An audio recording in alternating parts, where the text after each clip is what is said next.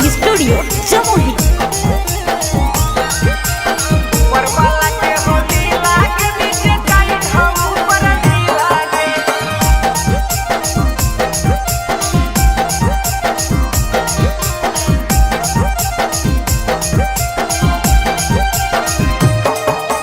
चलो ही डगरिया तो हिला हो जमुई जिला गे।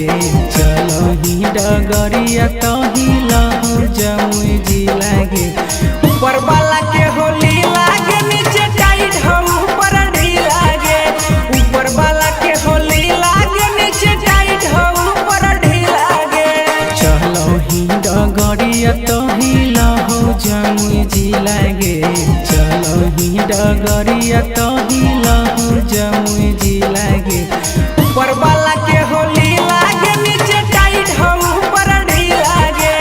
ऊपर वाला के होली लागे नीचे टाइट हो ऊपर ढीला गे।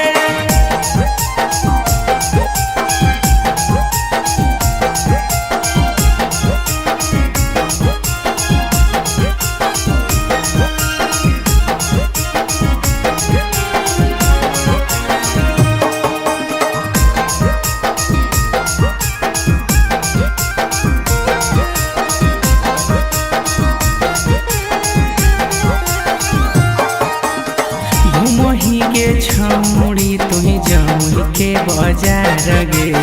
चलो भी उघार के ताले तो मजा मार गे। तो मजा मार गे।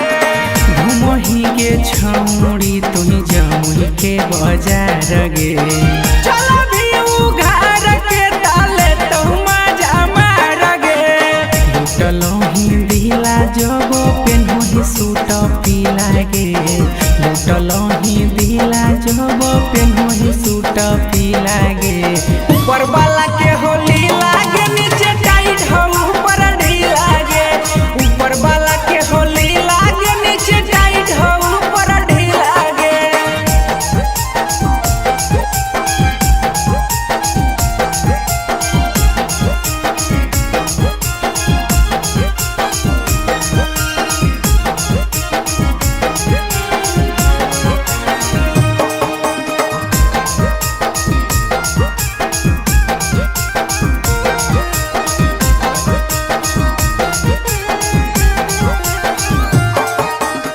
अभियो से छौड़ी तो सुधार ले चल न गे।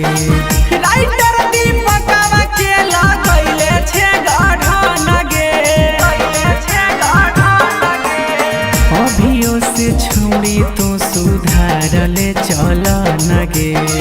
राइटर दीपकवा के लगैले छे गढ़न गे। रॉकी के मजा देख के करे कुछ खेला गे। रॉकी के मजा देख के करे कुछ खेला गे। ऊपर वाला के होली